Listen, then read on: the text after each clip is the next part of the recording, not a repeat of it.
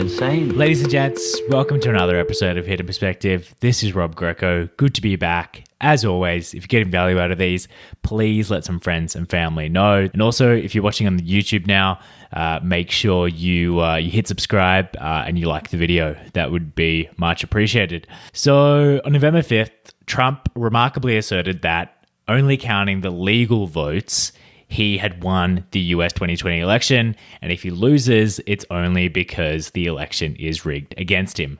Good evening. I'd like to provide the American people with an update on our efforts to protect the integrity of our very important 2020 election. If you count the legal votes, I easily win. If you count the illegal votes, they can try to steal the election from us. If you count the votes that came in late, we're looking at them very strongly, but a lot of votes came in late. Now, the media instantly dismissed this as there's no evidence of voter fraud. Can you break down what the president means by illegal votes and if there has been any evidence at all of voter fraud? You know, by all accounts, he seems to be implying that the illegal votes are the ones that are coming in for Democrats. I think his argument boils down to the fact that he thinks mail-in ballots are all illegal. They are not illegal. They're absolutely legal. And there's just no evidence of voter fraud in American elections. So both, admittedly, staking out extreme positions. Trump, on the one hand, is trying to claim and trying to make an extraordinary claim.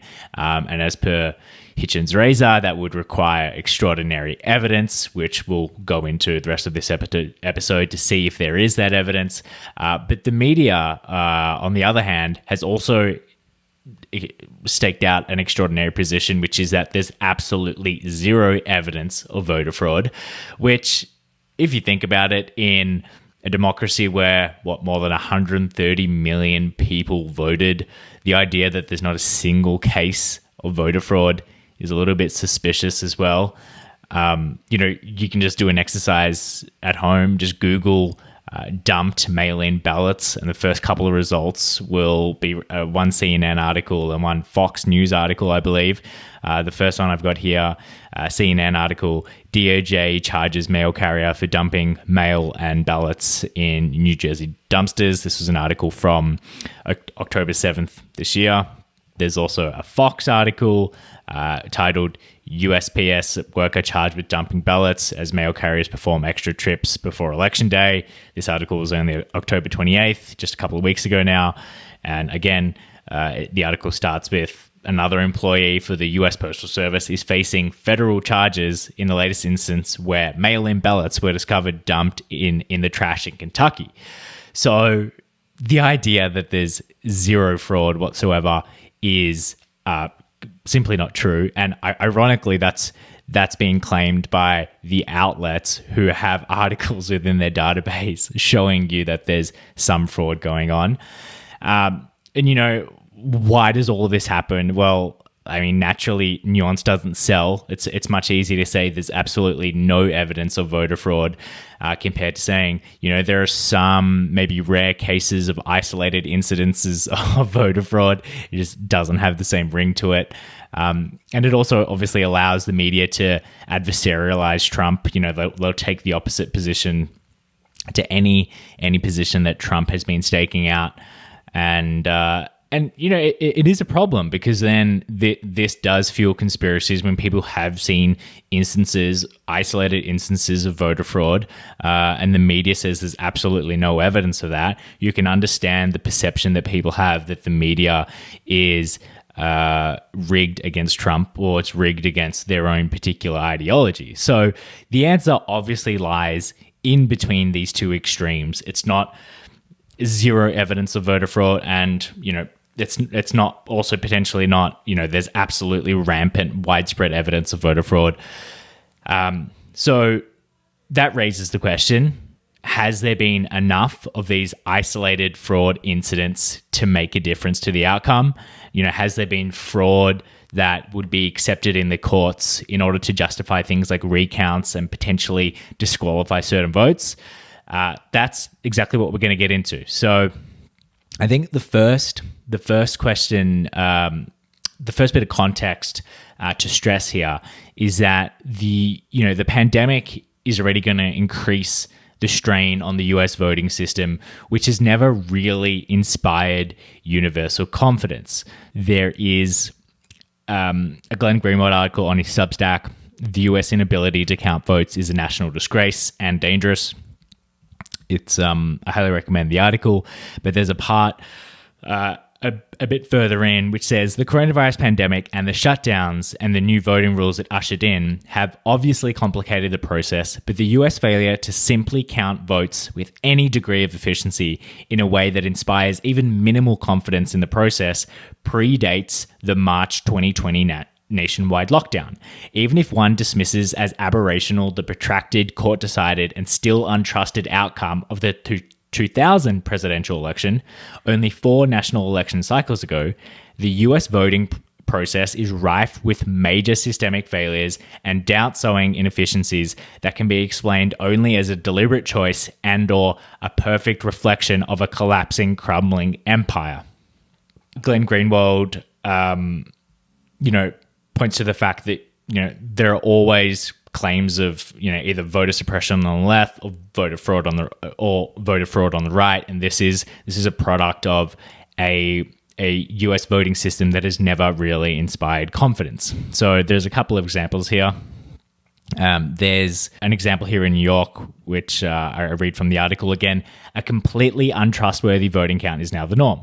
2 months after the New York State primary in late June, 2 congressional races were in doubt by what the New York Times called major delays in counting a deluge of 400,000 mail-in ballots and other problems.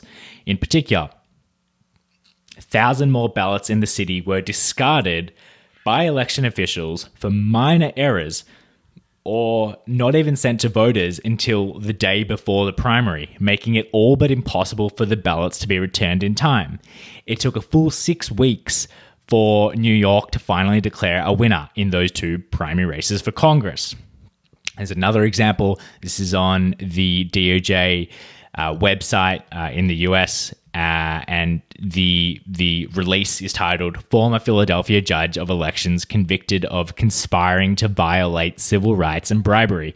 This was posted on May 21st, 2020, and it reads: "A former judge of elections has been convicted for his role in accepting bribes to cast fraudulent ballots and certifying false voting results during the 2014, 2015, and 2016 primary elections in Philadelphia." And then it goes on, obviously, to give a bit more information. But, just straight out of the gate, you already have a US voting system that hasn't been 100% secure and safe in the past. You add the pandemic onto that, and you can understand why there's a context for growing conspiracies about a potential rigging of the result. Now, we'll actually get into these claims later on in the episode and see if there is actually any evidence of widespread fraud. But for now, I think it's suffice to say that the context of a US voting system that has always had issues is important to stress. Now, obviously, the pandemic has changed this a bit because it's added in mail-in ballots. But people who are claiming that mail-in ballots are 100% safe, you're ignoring some context, which is that, in Europe and other places around the world, developed democracies, they already have rules for mail-in ballots. They don't trust them as much, and it's why certain countries have banned them. John Arlott is president of the Crime Prevention Research Center, and they did a study on voting rules around the world, and here's what they found. Besides the United States, there are 36 member states in the OECD. 47% ban mail-in voting unless the citizen is living abroad, and 30% require a photo ID to obtain a mail-in ballot. 14% of the countries ban mail-in voting even for those living abroad. In addition, some countries that allow voting by mail for some citizens living in the country don't allow it for everyone. For example, Japan and Poland have limited mail-in voting rules for those who have special certificates verifying that they are disabled. France has made an exception this year to its ban on mail-in ballots to those who are sick or at particular risk during the coronavirus pandemic. Poland will allow mail-in ballots for everyone for this year only. So that gives you some context around the world as to how other countries are treating mail-in ballots. But with this context in mind, let's actually now take a look at what are some of the allegations that Trump is making. Are they total BS or are there some grains of truth? Let's take a look. So the first one is that Trump's claiming has been the sudden change in vote counts in some key battleground states. We were winning in all the key locations by a lot, actually. And then our numbers started miraculously getting whittled away in secret. And they wouldn't allow legally permissible observers. We went to court in a couple of instances, and we were able to get the observers put in. And when the observers got there, they wanted them 60, 70 feet away, 80 feet, 100 feet away, or outside the building to observe people inside the building. And we won a case, a big case, and we have others happening. There are lots of litigation, even beyond our litigation. There's tremendous amount of litigation generally because of how unfair this process was. And I predicted that. I've been talking about mail-in voting for a long time. It's really destroyed our system. It's a corrupt system. And it makes people corrupt even if they aren't by nature.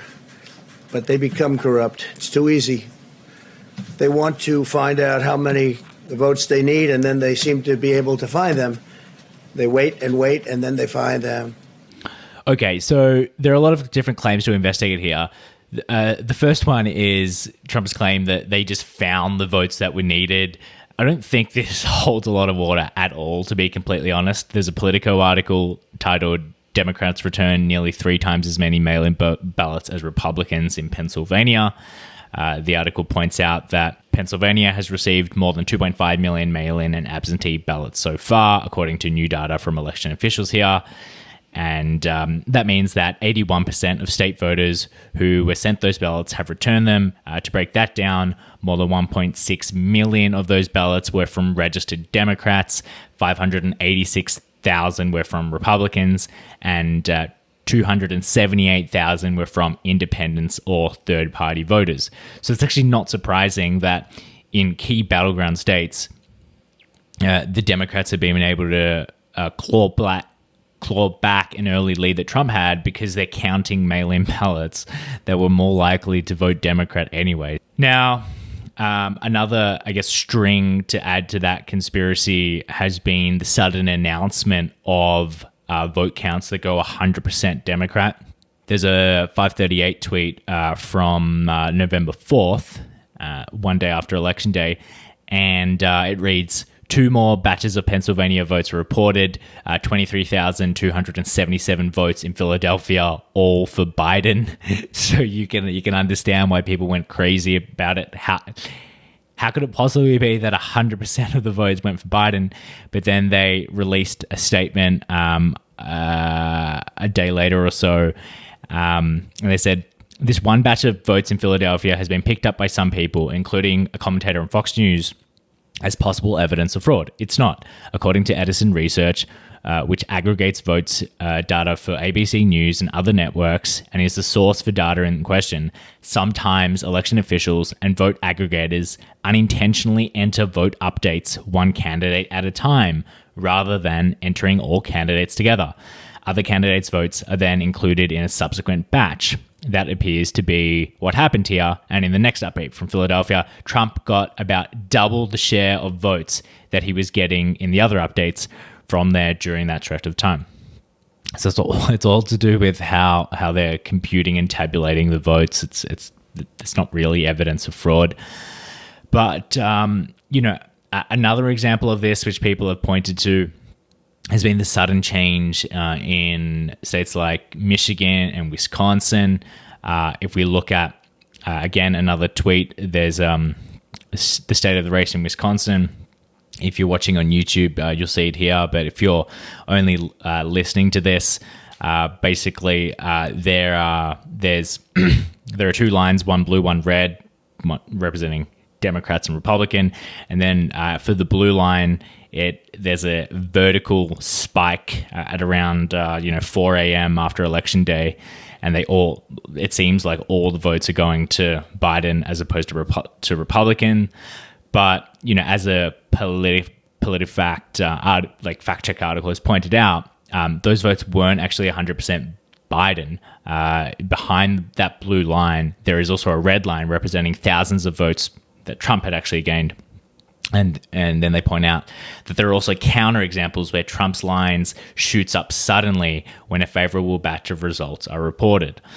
Admittedly, the graph does look deceptive, but it is explained, at least to me. The next one is Michigan. Again, you get this immediate spike for Biden if you're listening and not watching the YouTube video. But again, this one was just a glitch. So there's a BBC article which explains it. It says a map of voting in Michigan from the election night, which shows a sudden increase of around 130,000 votes for Joe Biden, but none for Mr. Trump, has gone viral on social media. President Trump even tweeted this image. But then they say the explanation is simple. It was just a data entry that was later corrected. So, I think what this actually speaks to is it's not actually good practice to have these live counts if you don't have 100% reliable systems where you're going to have these errors. And then naturally, when people see these spikes, they're going to be suspicious. Like, why the fuck did 100% of the votes go to Biden? Why is there a sudden spike for Biden, not for Trump? I think it doesn't speak to fraud per se, although, you could investigate that. But it really speaks to the fact that we shouldn't really have these live updates if your systems aren't reliable and can't accommodate what's required of that. So that's the sudden change in vote count. Now, there's another claim in that Trump tweet, in that Trump press conference where he claims that Republican observers weren't allowed to actually poll watch. And they wouldn't allow legally permissible observers. We went to court in a couple of instances, and we were able to get the observers put in. And when the observers got there, they wanted them 60, 70 feet away, 80 feet, 100 feet away, or outside the building to observe people inside the building. Were Republican poll watchers really not allowed to observe the count in areas such as Pennsylvania? The answer is actually yes. So previously, they were only actually allowed 20 feet away from observing the poll counters, but then the Trump campaign actually secured a win in the courts on Thursday morning. The judge ordered that the poll watchers had to now move within 6 feet as opposed to the 20 feet perimeter that was previously in place. But does this really mean that the election was rigged against Trump? No, not really. There's such a thing as a pandemic going on. Obviously, the rules were in place for COVID. And, did this really have an effect on the vote? I mean, we don't know. It's unlikely. If the judge thought it did, he would have issued a different order, but he didn't. He thought it was fine just to allow poll watchers to go from 20 feet to 6 feet. So this is a bit of a this doesn't really get us anywhere. There's a grain of truth, but I don't know if it's evidence that the election was rigged against Trump. Now, the next claim has been that postal workers working for the United States Postal Service have been backdating ballots that were received after the deadline, bringing them back to November 3rd so that they would be counted. Now, if this has happened, it would be illegal in certain states. At this stage, there's at least one incident in Michigan and another in Pennsylvania. So that first one was in Traverse City, Michigan. Let's take a listen to the report. The U.S. Postal Service sent inspectors to a post office branch in Traverse City after concerns of possible fraud. The Office of the Inspector General had federal investigators at the branch on Barlow Street today. It comes after a group known as Project Veritas posted a video which claims to identify a postal supervisor allegedly instructing employees to take absentee ballots received on Wednesday and backdate update them with a postmark for Tuesday. Now, under Michigan law, it would be irrelevant to the results, even if this turns out to be true, because ballots had to be in the hands of clerks by Tuesday night at 8 p.m. But the Postal Service is still investigating the claims. Is it concerning? Sure. But is it likely to be consequential? I mean, hard to say, because postmarked ballots in Michigan actually aren't meant to be counted anyway. So even if they were postmarked to November 3rd, they wouldn't be counted anyway because they weren't received before the election deadline. Now, the second case was in Erie, Pennsylvania. Again, according to a Project Veritas report, a post worker whistleblower alleged that he overheard a supervisor saying that they were to be backdating ballots from November 4th to November 3rd. You witnessed your supervisor backdating a ballot to November 3rd? I did not witness them backdating it. I witnessed them talking about backdating. What did you hear them say? They were talking about how the day before, which was the 4th, they had postdated all but one of the ballots that were picked up as the 3rd, but they had one that they made a mistake and postmarked it the 4th. You heard Robert Weisenbacher say this to Daryl, or Daryl say it? How did you hear it? Robert was saying it to Daryl. Robert was saying it to Daryl. Yes. They made a mistake on the ballot and they should have backdated the November 4th ballot to November 3rd, correct? Yes.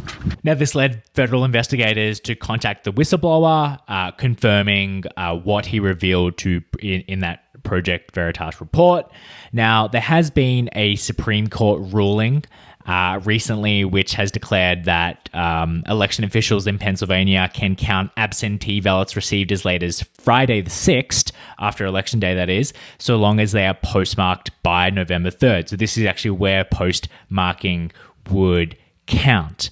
Now, the Erie County Election Board, for its part, has responded to this by saying the Erie Post Office under Postmaster Robert Weichenbach has been responsive and helpful to us. I believe the processes they use will stand as legitimate under scrutiny. We will continue to do our work and not get distracted by outside noise. The concern is about 130 ballots out of 135,000 cast ballots. They are not changing any outcomes.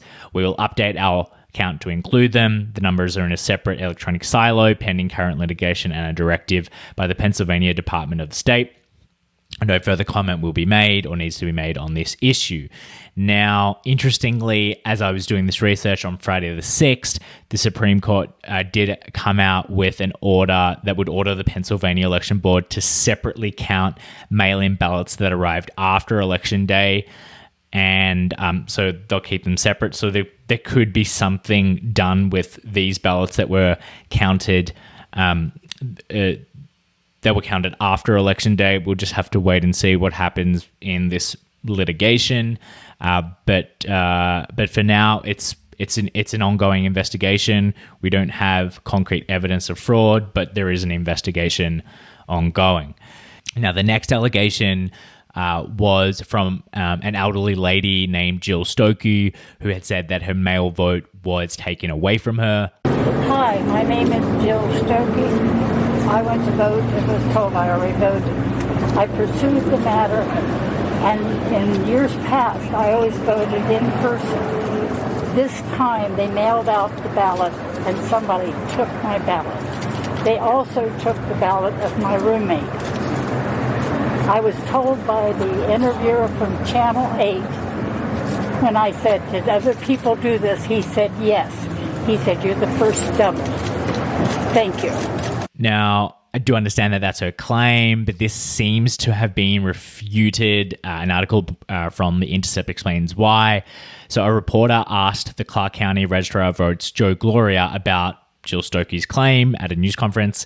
And Gloria said, I personally dealt with Miss Stokey. She brought her claim to me. We reviewed her ballot, and in our opinion, it is her signature, he added.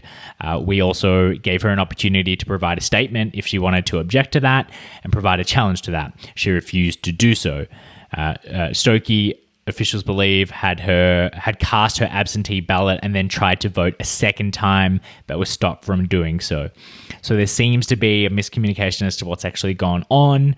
In any case, even if there is fraud, it's already been investigated. So, Republicans or, Trump is pointing to this one example of widespread fraud doesn't make a lot of sense when in reality it's already been investigated. So another claim that's been made, there are so many allegations, it's been hard for me to keep up. But the next one has been that ballots, according to Trump, just keep appearing in places like Georgia. They just keep showing up. Again, this has been investigated and it doesn't hold much weight at all. If we look at some Georgian officials, governors, and people in charge of the election committee have all come out with, saying, any allegations of intentional fraud or violations of election law must be taken seriously and investigated. We trust that our Secretary of State will ensure that the law is followed as written and that Georgia's election result includes all legally cast ballots and only legally cast ballots. We will continue to follow this situation to ensure a fair and transparent process. Now, Georgia, for its part, has actually already issued a recount. So, the idea that there's this widespread corruption that's rigged against Trump doesn't make sense because you have already laws in all of these states and people are taking these investigations seriously. If they do decide that there are irregularities or the vote is too close to call, there's such a small margin, there's already a legal process in place that allows for things like recounts. So I don't know how you can claim a conspiracy against you when the wheels are already in motion for things like recounts. That's Georgia. Now, one interesting one, I will admit, one interesting allegation, conspiracy, whatever you want to call it, is that Biden has received an historic high number of votes, I believe, in the popular vote. I think it's the highest ever. Yet many House and Senate races have been extremely close, and Republicans have actually done extremely well. There's an example in Virginia that I found, and in one of the counties, Biden had actually received 277,000 votes, whereas the Democratic candidate in the House of Reps only received 181,000 votes. There's a huge discrepancy of almost 100,000 votes. Whereas if you look at Trump, he received 257,000 votes, and the Republican candidate in the House of Reps only received 255,000, so only a 2,000 discrepancy.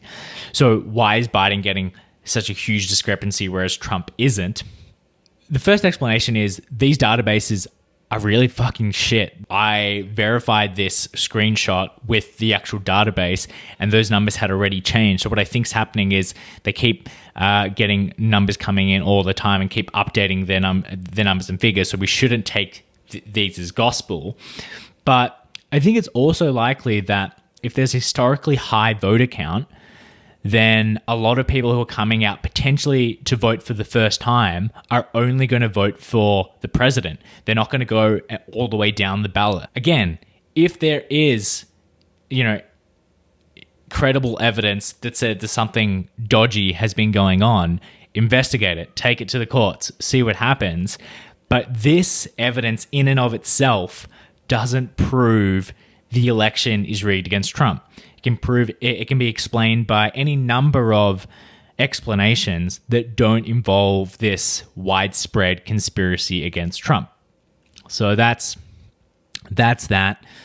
Now, the next one has been all the dead votes and all the people who have been voting in different states, different to where they're actually registered from. There has been some litigation that's now ongoing. I believe it was the GOP in Nevada has already filed a lawsuit alleging that there were 3,000 voters who moved from Nevada before the election but still cast ballots in this election. Sure, that's an irregularity. That should go to court and that will get decided accordingly. But again, to say that this is widespread conspiracy against Trump and against Republicans doesn't make sense because, firstly, we didn't even know where these 3,000 voters voted, that they could have all voted for Trump. And then if you brought that to court and it invalidated those Trumps, that would favor a Biden victory anyway. So how do you know that this is a widespread conspiracy against Trump? You simply don't. It's an irregularity. It'll get taken care of if it holds water in the courts, and that'll be that. Another string to this has been all the dead voters. Rumors circulating that people have been voting on behalf of dead people in swing states. There is an article from the Detroit Free Press, and it basically points out that, you know, if there have been votes cast on behalf of dead people, they will already be caught in the system. For example, I'm reading from the article, the state also checks to ensure the ballots cast by people who are deceased are not counted. In the August primary, the state successfully identified ballots cast by 846 people who had passed away between casting their ballot and the election. So they already have active filters, active mechanisms to prevent people who have passed away, even at the time, even only between the time they cast their vote and the date of the election. So they already have these rigorous screening processes in place. And again, even if, you know, there were one or two discrepancies and they didn't count it, how do you know these people all voted Democrat? You don't. It simply points to an irregularity in the system, like I said previously, that will be dealt with by the courts if you bring a credible lawsuit, and that's that. And you know, I was also thinking about this last night. You know, if I were to rig an election, paying people to go out and vote on behalf of dead people would be the most idiotic way to rig an election. Think about how time-consuming, costly, and ineffectual it would be. You'd need to get, you'd pay 100 people to feign as dead people and vote on behalf of dead people one way or another. You have to pay 100 people and you'd still only get 100 more votes. If you were to, if you were to, properly rig an election, what you need, 20,000 votes, 10,000 votes here or there. I do realize some of the races have been really close this year, but still you need 10, 20,000 votes, and trying to find enough people to vote on behalf of dead people wouldn't get you nearly enough votes to actually tilt the election. Just my thoughts. All right, the next one, and probably the most idiotic one I've heard, is Sharpiegate. That's right. They were deliberately handing people Sharpies, which would invalidate their vote because it wouldn't be picked up in the election scanning system, the voting scanning system, whatever you want to call it. Political article straight up says there was no evidence for it. Arizona officials confirmed repeatedly that its machines were capable of reading Sharpie marked ballots. And again, there are already these systems in place. If you suspect irregularities, if you check your vote and it wasn't counted, you can raise that with the officials, and all the states and all the counties have election rules. And if there are irregularities, you can get some type of remedy or action taken. Now, yeah, so those are all the allegations that Trump and Trumpers are making. To be honest, as someone who's conspiracy friendly, I was a little bit disappointed from all the Trumpians. I would have thought they would have had something better. I was very disappointed by the evidence I found. Not to say there couldn't be more convincing evidence presented at a later date that would change my opinion here. If there is that evidence, bring it to court, see what the courts say, but don't claim that you know with absolute certainty that this election was rigged against Trump when someone like me has gone out and done all this research and you've given me nothing. Come on, guys. I expected better. So how should all of this be handled at the end of the day?